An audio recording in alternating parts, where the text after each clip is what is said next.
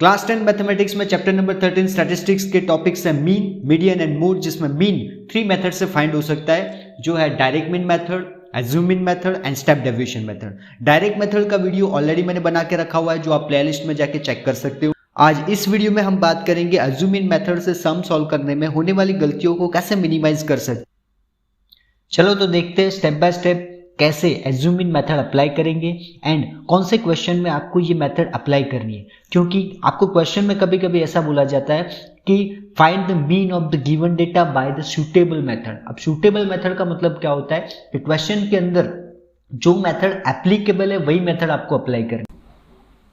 अब आपको कोई भी क्वेश्चन पूछा जाए तो सबसे पहले आपको मीन फाइंड करने के लिए जो स्टेप्स फॉलो करने हैं वो कैसे होते हैं। तो एक्सआई कैसे फाइंड करते हैं आपको पता ही है कि आपको क्या करना है कि lower limit plus upper limit मतलब 100 प्लस 150 मतलब 250 हो जाएगा, डिवाइडेड बाय 2 मतलब 125। तो यहाँ पे फर्स्ट जो है क्लास इंटरवल उसका एक्सआई क्या आएगा 125।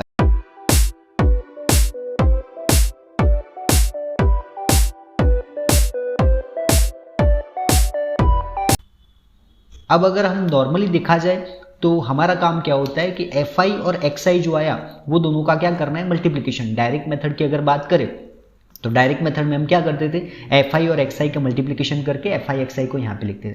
अब आप अगर देखोगे तो यहाँ पे 125 मल्टीप्लाई बाय 4, 175 मल्टीप्लाई बाय 5, मतलब ये जो नंबर है उसका मल्टीप्लिकेशन करना इतना भी ईजी नहीं है। वैसे तो ईजी है, आपको मल्टीप्लिकेशन आता है, लेकिन इतना भी ईजी नहीं है। तो आपको अगर ईजी बनाना है तो फिर क्या कर सकते हो, तो ऐसे केस के अंदर आपको एज्यूम इन मेथड अप्लाई करनी।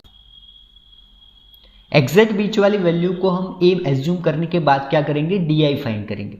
तो डी आई फाइंड करने के लिए आपको क्या करना है, जितने भी एक्स आई है उसमें से ए माइनस कर देना है, मतलब एक्स आई माइनस ए जो वैल्यू आएगी उसको हम क्या बोलेंगे डी आई बोलेंगे। जैसे कि फॉर एग्जांपल 125 उसमें से हम 225 माइनस करेंगे तो आंसर क्या मिलने वाला है, तो -100 मिलेगा। तो हम यहाँ पे लिखेंगे -100 जो हमारी क्या होगी डी आई मतलब D1 की वैल्यू।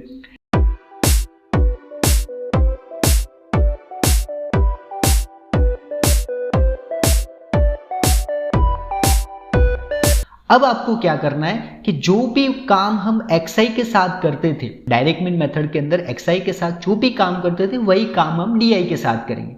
हमने क्या किया यहाँ पे एक्सआई को अपडेट कर लिया। इसका मतलब क्या होता है कि एक्सआई जो हमारे पास एग्जिस्टिंग वैल्यू थी उसके साथ हम डील नहीं कर सकते थे, तो हमने क्या किया एक्सआई को अपडेट करके डीआई बना दिया। यहाँ पे डीआई के साथ क्या करना था, तो एफ आई इंटू एक्सआई करते थे, तो अब एक्सआई तो चला गया, उसकी जगह पे कौन आ गया डीआई। तो एफ आई इंटू क्या करेंगे डीआई, तो मतलब 4 मल्टीप्लाई बाय 100, तो वो आसान है, तो हम वो मल्टीप्लिकेशन करके यहाँ पे लिख देंगे कि वो 400 हो जाएगा। यहाँ पे 5 मल्टीप्लाई बाय -50 मतलब कि -225।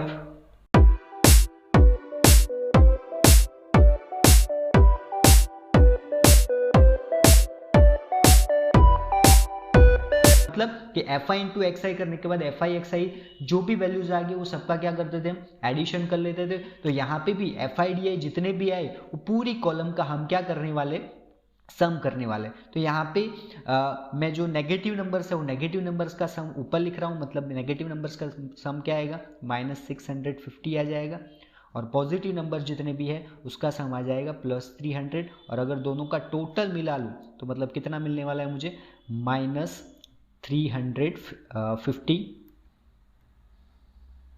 ओके, तो ये हो जाएगा हमारा summation F I D I. अब वैसे देखने जाए तो मेथड तो एक ही हुई, लेकिन हम जो एक्सआई ले रहे थे वो एक्सआई की जगह पे यहाँ पे जो हमने काम किया वो किसके साथ किया डीआई के साथ। तो जैसे उसके अंदर डायरेक्ट मेथड के अंदर हम फिर क्या करते थे कि जो एफआई था वो एफआई का टोटल जितना भी आ रहा था उसको हम क्या बोलते थे समेशन एफआई, और वो समेशन एफआई हमारे लिए फॉर्मूला के अंदर काम आता था। जैसे ये सबका अगर टोटल करोगे तो आपको मिलने वाला है 25, तो ये हमारा क्या हो जाएगा समेशन एफआई। अब बात करते हैं फॉर्मूला की। तो एज्यूम मीन मेथड के अंदर फॉर्मूला की अगर बात करें तो फॉर्मूला जो डायरेक्ट मीन मेथड का था वही आपको फॉर्मूला याद रखना है, लेकिन उसके अंदर जो कुछ चीज हमने अपडेट की वो अपडेट को आपको यहाँ पे अप्लाई करना है। जैसे कि वहां पे फॉर्मूला क्या था summation F I X I upon summation F I, तो यहाँ पे एफ आई की summation F I X I की जगह पे कौन आ गया summation F I D I आ गया, क्योंकि एक्स आई की जगह पे हमने डी आई यूज किया, तो summation F I D I upon summation F आई। लेकिन जो चीज हमने डी आई लाने के लिए माइनस की थी वो चीज को यहाँ पे प्लस करना पड़ेगा, मतलब a plus summation f I D I upon summation f आई हो जाएगा। तो ये हमारा नया फॉर्मूला हो जाएगा। तो फॉर्मूला भी आपको ऑटोमेटिक याद रहने वाला है। अब सारी जो वैल्यूज थी वो वैल्यूज को 1 बाय 1 हम लिख देते। जैसे a की वैल्यू कितनी थी, तो 225, एफ आई डी आई की वैल्यू कितनी थी, -350, एंड समीशन एफ आई की वैल्यू कितनी थी, 25। तो सारी वैल्यूज को हम फॉर्मूला के अंदर 1 बाय 1 पुट करेंगे तो a is equals to 225 plus summation f I D i मतलब -350 डिवाइडेड बाय 25।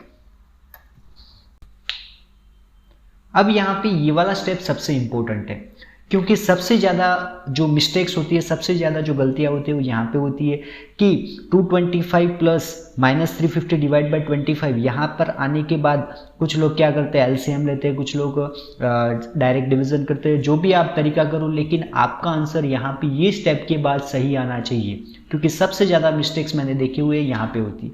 अब आपको किस तरीके से गलती मिनिमाइज करने के लिए क्या करना है वो देख लो। तो आपको क्या करना है, आगे वाला नंबर जो है वैसा का वैसा, मतलब 225 यहाँ पे वैसा का वैसा लिख देंगे, प्लस ये दोनों का डिवीजन आपको अच्छे से रफ के अंदर करके यहाँ पे आंसर लिखना है। जैसे कि 350 डिवाइड बाय 25 अगर मैं करूँगा तो मुझे आंसर मिलने वाला है -14। तो यहाँ पे मैं लिखूंगा -14। अब जैसे कि आपको पता है कि प्लस माइनस क्या हो जाता है, माइनस मतलब 225 -14, तो आंसर क्या मिलने वाला है, 211।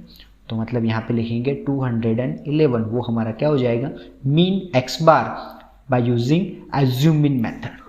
ओके, तो पता ये चला कि सबसे ज्यादा गलती यहाँ पे होती है। तो वो गलती को मिनिमाइज करने के लिए जैसा मैंने बताया कि कुछ लोग क्या करते हैं कि एलसीएम लेते हैं यहाँ पे, या फिर कुछ लोग ऐसा भी करते हैं कि डायरेक्टली ये दोनों को माइनस कर ले, मतलब 225 -350 करके उसको फिर डिवाइड बाय 25 करते हैं। कभी कभी देखा गया है कि इसको एलसीएम लेके ये दोनों का मल्टीप्लीकेशन फिर -350 डिवाइड बाय 25, उससे आंसर सही आएगा, लेकिन उसमें गलती होने के चांसेस ज्यादा रहेंगे। क्यों? क्योंकि आप पहले तो इसका मल्टीप्लीकेशन करोगे, फिर सब्ट्रैक्शन करोगे, फिर डिवीजन करोगे, बहुत ज्यादा हो जाएगा। इससे अच्छा क्या है कि ये आगे वाला नंबर तो वैसा का वैसा ही, उसको आपको कुछ भी करना नहीं है। जैसे जो पीछे वाला यहाँ पे नंबर है, मतलब कि ये जो फ्रैक्शन है वो फ्रैक्शन को पहले सिंप्लीफाई करके आइदर अगर पॉइंट में आंसर आ रहा है तो पॉइंट में ला दो, या फिर सिंपल नंबर में आंसर, जैसे यहाँ पे डेसिमल में नहीं आ रहा था, सिंपल आ रहा था, तो सिंपल आंसर ला दो। वो डिवीजन करने के बाद वो जो नंबर था उसमें फिर उसको प्लस या माइनस जो भी हो रहा है वो कर लो, वो सीधा आपको आंसर मिलने वाला है और सही आंसर मिलेगा।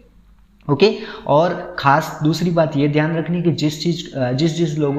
जिन लोगों को ये डिवीजन में अभी भी पता नहीं चल रहा है डिवीजन कैसे किया जाता है, जो फ्रैक्शन है वो फ्रैक्शन को सॉल्व कैसे किया जाता है, तो आगे ये वाली प्रैक्टिस कर लो और इसको अच्छे से सॉल्व करना सीख लो। क्योंकि ये अगर गलती हो गई और यहाँ पे आंसर नहीं आया तो हमारी जो पूरी मेथड का हमने सम किया वो बेकार हो जाएगा।